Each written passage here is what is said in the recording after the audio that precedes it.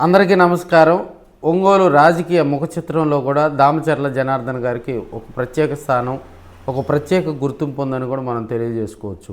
ఒంగోలు అభివృద్ధిలో కూడా 2014 నుంచి 2019లో కీలకం.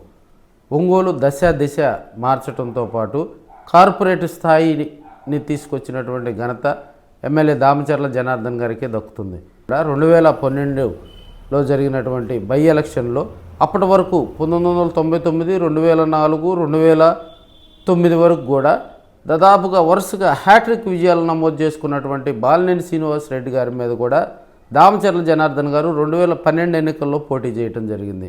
ఆ ఎన్నికల్లో తొలిసారి ఆయన ఓటమి చవిచూడటం కూడా జరిగింది. 2 ఇయర్స్ తర్వాత కూడా 2014 ఎన్నికల్లో డైరెక్ట్గా స్టేట్ బైఫర్కేషన్ జరిగినాక రాష్ట్రం విడిపోయిన తర్వాత కూడా ఆయన 2014 ఎన్నికల్లో కూడా కని విని ఎరుగని రీతిలో బాలినేని శ్రీనివాసరెడ్డి, అప్పటి వరకు ఒంగోలులో రాజకీయం చేసినటువంటి బాలినేని శ్రీనివాసరెడ్డిని, వరుసగా 4 సార్లు గెలిచినటువంటి బాలినేని శ్రీనివాసరెడ్డిని 2014 ఎన్నికల్లో కూడా ఘోరంగా దామచర్ల జనార్దన్ గారు ఓడించడం జరిగింది. అప్పట్లో ఒక చరిత్ర అని చెప్పాలి. జనార్దన్ గారు 2014లో గెలుపుతోటి కూడా రాష్ట్రంలో టీడీపీ అధికారంలోకి రావటం జనార్దన్ గారికి కలిసి వచ్చే అంశం.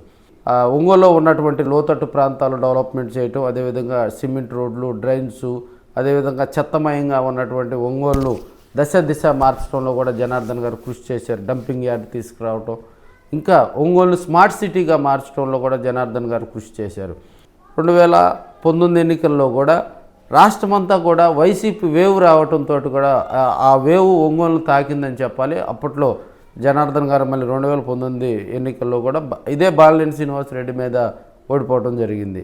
మళ్ళీ 2024లో జరిగినటువంటి ఎన్నికల్లో కూడా బాలినేని శ్రీనివాసరెడ్డి గారి మీద జిల్లాలోనే అత్యధిక మెజార్టీతో 34,000 పైగా ఓట్ల మెజార్టీతో గెలుపొందిన ఏకైక లీడర్గా కూడా దామచర్ల జనార్దన్ గారు స్వర్ణాక్షరాలతో చరిత్ర లిఖించడం జరిగింది.